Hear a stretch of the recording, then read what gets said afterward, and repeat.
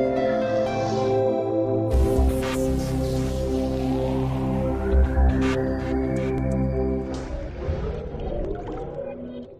difficult to sit with professors because they know only how to profess the ideas and implementation is not their jurisdiction. So I was just hearing Professor, of course Professor Dhar is a little bit amended nowadays. He has left the professorship and now he has become a true professional in the real sense of technology development. And I recall back when Professor Dhar told that I am omnipresent in all the meetings in MEI. There are two reasons. Either I like MEI people or I dislike my wife, because I prefer always to be out of house. The only thing, there will be a lot of household burden if you are staying in the house continuously. And that is how I move around 20 days in a month out of my house. Definitely indeed a very befitting subject of the seminar, that is the mining future. Going ahead with the future. But before we go for taking agenda or preparing agenda, we must know what is our past history, what is our present contributions, and then we can make an agenda for the future. But I believe in the past, the mining industry was really managed by the true professionals related to mining, geology, whatever it is. Of late, in the present situation, it is more or less managed or controlled by non-mining professionals like forest officials. Even it is interfered by the judiciary systems. You are no way at liberty to see whether you are going to get your mining lease granted or not. It has to be approved by the judiciary system in the highest order. That is what we have got this 2 days back order from the Supreme Court. And at present, we the professionals really get pleasure only organizing this type of seminars, symposiums, workshops. The benefit is that you meet so many stalwarts in the professionals, those who have died out of their professions. At least you get pleasure in meeting them, get their blessings. And then after taking lunch or dinner, you forget what you have transferred in the seminar. Even if to the extent you prepare some documents on proceedings and recommendations, what are you going to hand over? It is again going to the non-mining professionals. So it is carrying dust over those documents.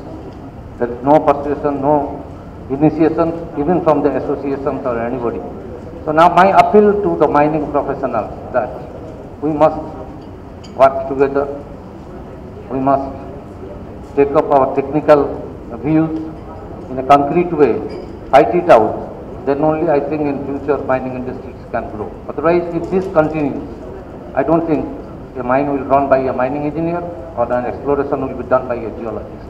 Now you see in Odisha what has happened. Mining lease boundary, because of the Saha Commission insistence and bigger resistance to mine owners. So lot of lease boundaries being surveyed, resurveyed, and you will be astonished to know the committees are headed by professionals or say technocrats from the Odisha Remote Sensing Agency who doesn't have any idea about how to do the field survey. The basic concept, they are circulating that DGPS is the recent instrument to undertake the survey. It's not like that. DGPS is only to take a point survey, to fix up the lat and long. It is total station, but they don't have any idea. And you see, they have made a chaos in fixing the boundary of the leases. Normally, lease boundary is fixed based on the cadastral map, based on the land reference point. How can you change that? So these are the notions coming from non-mining professionals. So you just imagine where will be our fate. To have a resource-based future of the mining industries, we must also prioritize the newer technology of the explorations. Nowadays, I don't think we are giving any importance for the explorations.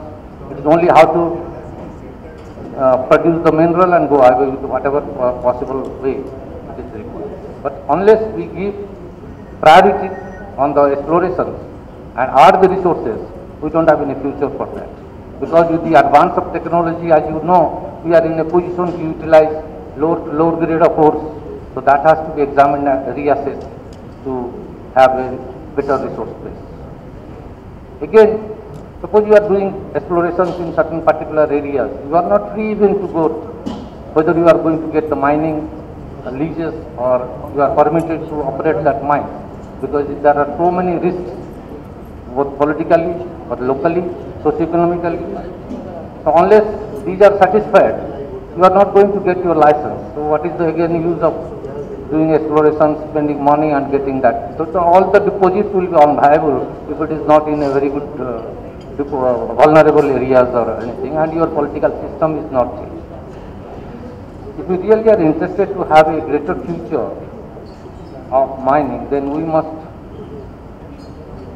see another fallacy, as you know, recent development of mushroom growth of NGOs having lot of vested interests. They are the most hindrance, creating most hindrance for the development of any mineral resources, because even Supreme Court in the day before has given a judgment that your mining will be allowed only if it is allowed by the Gram Sabhas. And you know nowadays what you mean by the Gram Sabhas. Lots of people are coming, even for public hearing or public consultations during environmental clearance. They don't ask anything on the environment. They ask something about what is their personal benefit if the mines are going to be operated in that area. So these are our mindset, how we are going to change that. Then only we can make proper agenda for the mining in future. How under these conditions we can finish or we can think for a better future of mining. This needs to be discussed and highlighted in the seminar without thinking, without doing more light on the technology development. Because unless we are sure that we are going to develop that mine, I don't think there is any meaning of going for technology development or discussing on the technology and all. In order to achieve and restore the bright future of mining industries, we have to use advanced state of art of technology using exploration, production and beneficiation also. That is a fundamental thing we must plan out in the future days. At least whatever concessions we have now, we must properly utilize that during in getting optimum production, optimum utilization through beneficiation also. So our future agenda also to be like that. We must adopt newer technologies to source that.